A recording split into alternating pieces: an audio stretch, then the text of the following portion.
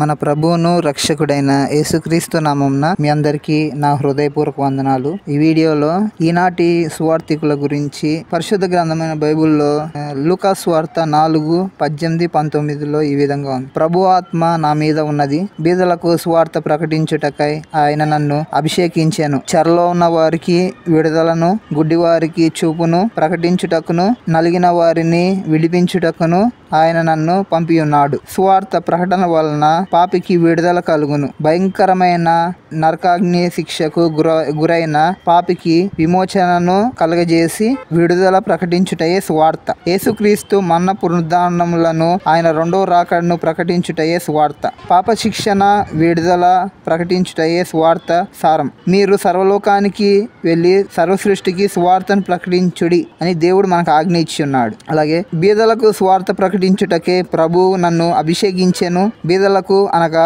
ఆర్థికమైన పేదరికమే గాక ఆధ్యాత్మికంగా పేదరికంలో ఉన్నవారు అని కూడా చెప్పవచ్చును. ఈనాడు అనేకులు ఆర్థికంగా ధనవంతులుగా ఉన్నప్పటికీ ఆర్థికంగా దరిద్రతలో ఉన్నారు. ఎక్కడ సువార్త లేదో అక్కడ ఆధ్యాత్మికత దరిద్రత తాండవం చేయను. సామెతలు 29:18 ఈ విధంగా ఉంది. దేవోక్తి లేని ఎడల జనులు కట్టలేక తిరుగుదురు కనుక ఈ అంత్య దినములలో సువార్త ప్రకటించబడటం ఎంతో అవసరం. దేవుని కృప వలన మునుపెన్నడూ లేనంతగా ఇప్పుడు సువార్త ప్రకటించబడుచున్నది. ఎక్కడ చూసినా స్వస్థత సభలు, సువార్త సభలు, ఉజ్జీవ సభలు, అభిషేక కూడికలు అంటూ ముమ్మారైన కార్యకలాపాలు జరుగుచున్నవి. పౌలు వలె మా బోధ కపటమైనది కాదు, అపవిత్రమైనది కాదు, మోసయుక్తమైనది కాదు గాని సువార్తను మాకు అప్పగించుటకు యోగ్యమైనదని దేవుడు వలన ఎంచబడిన వారమై మనుషులను సంతోషపెట్టు వారం కాక మన హృదయములను పరీక్షించు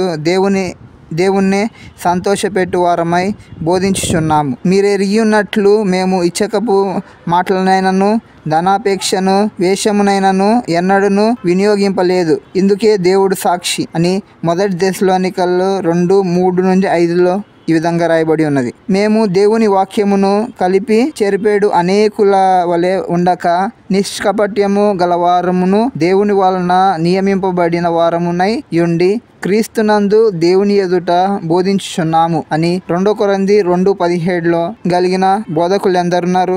దేవుని వాక్యము సజీవమై బలము గలదై రెండంచులు గల ఖడ్గము కంటేను వాడిగా ఉండి ప్రాణాత్మలను కీళ్లను మూలుగులను విభజించునంత మటుకు దూరుచు హృదయము యొక్క తలంపులను ఆలోచనలను శోధించునదై మనుషుని శరీర అవసరతలను స్వస్థతలను మాత్రమే బోధించుచు ఆత్మరక్షణ గురించి విడిచిపెట్టుట ఎంత దుఃఖకరము.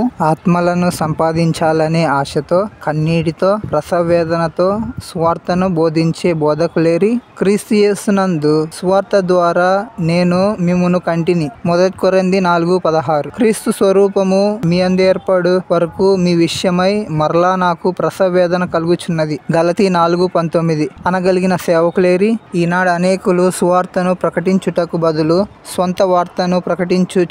ఆయన హెచ్చవలసి ఉన్నది, నేను తగ్గవలసి ఉన్నది అనుటకు బదులు క్రీస్తును మరుగుపరుచునంతగా బోధకులు తము తాము కనబరుచుకుంటున్నారు. ఒక బోధకుని ప్రసంగం వినిన జనులు ఆహా ఎంత గొప్ప క్రీస్తు, ఎంత గొప్ప రక్షణ అని పశ్చాత్తాపడుటకు బదులు ఆహా ఎంత చక్కని బోధ, ఎంత మంచి ప్రసంగం అని వెళ్ళిపోతున్నారు. ఈనాడు బోధకుల నేకులు శిలువ వెనుక దాగియుండుటకు బదులు శిలువను దాచేస్తున్నారు. యేసునామంలో ఉన్న స్వస్థతను శక్తిని చూపించుటకు బదులు అది తమదే అన్నట్టు ప్రచురించుకుంటూ క్రీస్తు నామము ఎరగని చోట్లకు వెళ్ళి నేను సువార్తను ప్రకటించేదను అన్న పౌలు వలె కాక చెప్పిన చోటనే సువార్తను చెప్పుచు ఆత్మలను సంపాదించాలనే ఆశతో కాక పేరు ప్రఖ్యాతల కొరకు ప్రాకులాడుచున్నారు. స్వలాభం కొరకు సువార్తను ప్రకటించుట, సువార్త నిమిత్తం ఇంటినైనను అన్నదమ్ములనైనను అక్క చెల్లెలనైనను అన్నదమ్ములనైనను పిల్లలనైనను భూములను విడిచిపెట్టవలెను. సువార్త అందని కఠినమైన స్థలాలకు, మారుమూల గ్రామాలకు, పేదలు నివసించే ప్రాంతాలకు వెళ్ళి సువార్తను ప్రకటించే మిషనరీ పని మానేసి సుందరమైన అలంకరణకు ఆర్భాటముతో నిండిన వేదికలకు బోధకులు పరితపింపిపోవటం ఎంత విచారము. ఆర్భాటంతో నిండిన వేదికలకు బోధకులు పరిమితమైపోవటం ఎంత విచారము.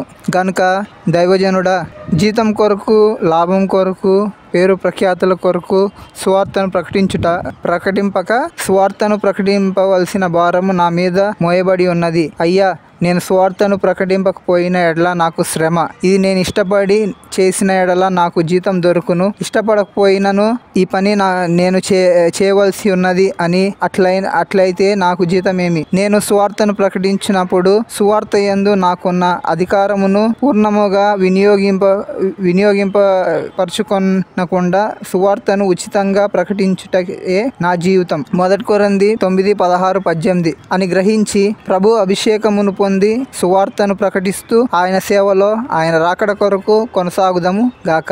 ఆమేన్. చిన్న ప్రార్థన. ప్రభువా, బలిపీఠం మీద కనిపించే మేము ఇతరులకు క్రీస్తును చూపించనిమ్ము. భయముతోనూ వణుకుతోనూ పరిశుద్ధులతోనూ నీ బలిపీఠమును చేరనిమ్ము. ఏలీ కుమారుల వలె అపవిత్రతతో ఇతరులకు శాపమియ్యనివ్వవద్దు. అహరోను కుమారుల వలె వేరే అగ్నితో నీ సన్నిధిలోనికి రానియ్యవద్దు. విరిగి నలిగిన హృదయముతో భయముతో వణుకుతో నీ సన్నిధిలో నిలబడినిమ్ము. మోషే వలె నీ సన్నిధిలో ప్రార్థనలో కనిపెట్టి ప్రజల ముందుకు రానిమ్ము. జకర్యా వలె వణుకుతో నీ పరిశుద్ధ సన్నిధిలో ప్రవేశించనిమ్ము. పౌలు వలె క్రీస్తు ప్రేమతో నింపబడి నీ సన్నిధిలో ప్రవేశించి బోధించనిమ్ము. అబ్రహాం వలె నీ దగ్గర గోజాడి ప్రార్థించు వారినిగా రానిమ్ము. యెహోషువ వలె శత్రువైన సాతానుతో చీకటి శక్తులతో యుద్ధమాడి జయించు వారినిగా నీ సన్నిధిలోనికి రానిమ్ము. ఏలియా వలె నీ ఆశ్చర్య కార్యములు అన్యుల మధ్య చూపించువానిగా ఉండనిమ్ము. ఎలీషా వలె మనుషులను సమస్యల నుండి అప్పుల నుండి అవసరతల నుండి విడిపించువానిగా ఉండనిమ్ము. పాపము యొక్క భయంకరత్వమును పాపము వలన వచ్చు శిక్షను ఖండితముగా బోధించు యెషయా ప్రవక్త వలె ఉండనిమ్ము. నశించుచున్న వారిని చూచి ఏడ్చుచు తలను జలమయముగా చేసుకున్న ఇర్మియా వలె కన్నీటితో పాపులను హెచ్చరించనిమ్ము. మనుషులకు భయపడక బాప్తిసమిచ్చు యోహాను వలె పాపమును ఖండించనిమ్ము. పాపులను ఆదరించి చేర్చుకొని క్రీస్తు వలె ఉండనిమ్ము. దేవుని మహిమను దొంగిలించి పురుగులు పడి చచ్చిన హేరోదు వలె అవనివ్వవద్దు. ఇతరులకు బోధించిన తర్వాత మేమే భ్రష్టులమై పోదుమేమోనని మమ్మును మేము నలుగొట్టుకొనుటకును తీర్పు తీర్చుకొనుటకును నేర్పించుము. ప్రభువా, క్రీస్తును మాత్రమే ఇతరులకు చూపించనిమ్ము. అంతం వరకు నీ కొరకు జీవించనిమ్ము. ఆమేన్. దేవుడు మిమ్మల్ని దీవించునుగాక. ఆమేన్.